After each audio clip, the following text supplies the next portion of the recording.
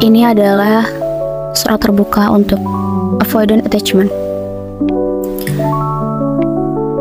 yang dimana kalian tuh sering banget lari dari masalah,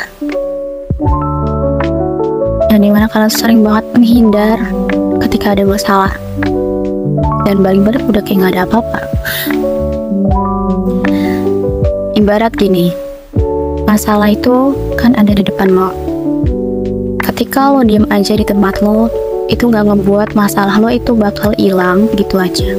Apalagi ketika lo menghindar, terbalik belakang, lari untuk menghindar dari masalah lo, itu gak bakal membuat masalah lo hilang gitu aja, gak bakal. Masalah lo bakal tetap di depan. Tapi coba buat problem solve. Kayak lo kan orang-orang yang butuh space ya buat diri sendiri. Dan coba ketika lo ada space, lo diam, ya apa? Diam dulu di tempat. Coba lo pikir gimana caranya lo itu buat ngadepin masalah di depan lo itu. Dan coba ketika lo diam aja di tempat itu, lo mikir gimana sih caranya buat ngadepin masalah di depan lo itu. Dan sesusah apapun, sebesar apapun masalahnya, sesakit apapun, itu bakal selesai kok. Kalau emang lo berani buat maju, lo berani buat ngadepin masalah itu bakal selesai. Masalah itu bakal berlalu kalau lo berani buat ambil tindakan buat maju menyelesaikan masalahnya. Kalau misalkan masalah komunikasi ya, gini loh, menurut kalian itu komunikasi itu nggak penting kan? Kayak mungkin bakal menambah masalah, malah jadi sesuatu yang buruk. Pokoknya nggak penting lah. Padahal dengan komunikasi itu tuh bakal jadi lebih mudah loh. Gini, lo ngomong sama orang nih,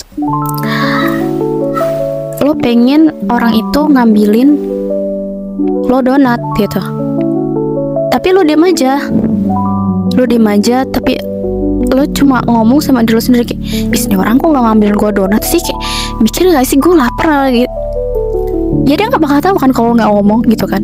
Lo kesel, lo marah, lo mencaci maki dia karena gak ngambil lo donat, itu bakal nyapain diri lo sendiri kan. Padahal lo gak ngomong, lo gak berusaha buat komunikasiin ke orang itu kalau ini gue pengen donat. Jadi dia gak bakal tahu dong gitu loh. Lo gak bisa maksain orang tuh buat ngerti lo tanpa lo ngomong gitu. Ketika nih lo berusaha, lo berani buat ngomong, tolong dong ambil donatnya, gue lapar, dia ambilin kan. Walaupun emang kadang kayak kalian tuh mikir kalau dia bakal ngabain, kayak bakal nyoekin lo, atau bakal ngejudge lo, atau bakal kayak gimana. Tapi sebenarnya itu cuma di pikiran lo loh.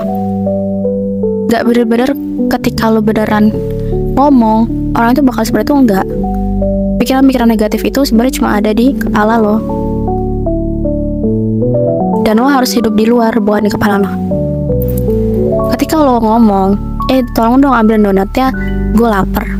Dia tahu kebutuhan lo lapar, berarti mau diambilin donat, diambilin sama dia. Gunanya komunikasi itu biar kan saling ngerti ya, apa yang kita pengen, apa yang orang lain pengen, apa yang orang lain mau, apa yang kita mau gitu loh.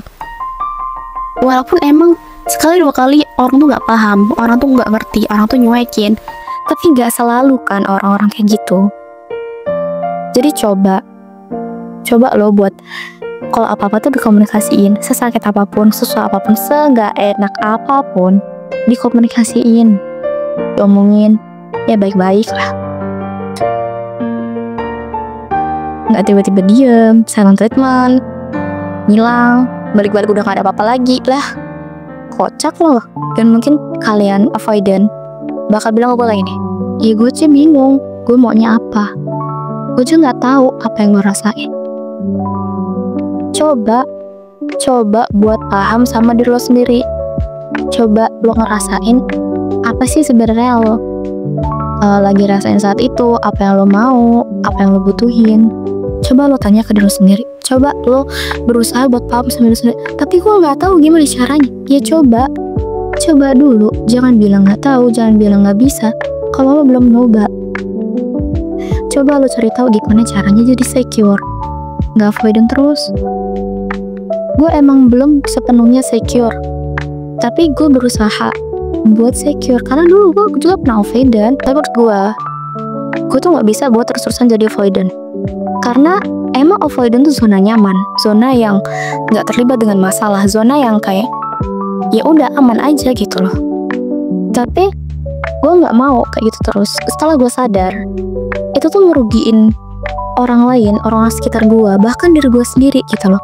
Karena gini, ketika tadi contohnya lo nggak ngomong nih apa yang lo mau, apa ketika lo mau donat tuh nggak ngomong ke orang itu kalau lo mau donat, lo malah kayak marah-marah di saat gue sendiri capek, tapi gak dapet apapun. Gue tersiksa banget dengan sifat gue yang avoidant waktu itu, karena kayak gue sendiri tuh nggak tahu, gue sendiri nggak sadar apa yang gue pengen, apa yang gue mau, apa yang gue lakuin. Tapi kok orang lain kok bisa sakit hati ya sama perlakuan gue gitu. Jadi disitu gue berusaha kayak gimana caranya gue nggak kayak gini lagi gitu. Gimana cara gue harus keluar dari zona kayak gini. Dan itu emang kita harus paham dengan diri kita sendiri. Apa trauma kita, apa luka kita, masa lalu kita harus perbaiki, harus ubah pola pikir kita. Gitu loh. Trauma masa lalu itu tuh nggak bisa dijadiin alasan kalau lo bisa berbuat seenaknya. Catat ya, trauma masa lalu itu nggak bisa dijadiin alasan lo bisa berbuat seenaknya. Karena apa? Karena ya di dunia ini tuh lo tuh hidup nggak cuma dengan diri lo sendiri loh, dengan orang lain juga punya trauma, orang juga punya luka, tapi mereka berusaha gimana caranya buat ngehandle itu, gitu loh. Jadi nggak bisa ya gini lah gue, nggak bisa. Dan lo nggak bisa terus-terusan buat hidup bersama luka yang gak sembuh-sembuh. Ya mungkin emang bekasnya bakal tetap ada, tapi kan seenggaknya lo berusaha buat ngasih plester, buat nutup luka itu, buat ngeringin luka itu biar sembuh. Nggak emang lo nyaman dengan luka lo yang gak sembuh-sembuh itu, jangan. Itu gak cuma ngerugiin orang lain, tapi diri lo sendiri. Dah. Jadi pesan gue buat para avoidant, berubah yuk. Emang nyaman, tapi ya apa kalian emang beneran nyaman sih?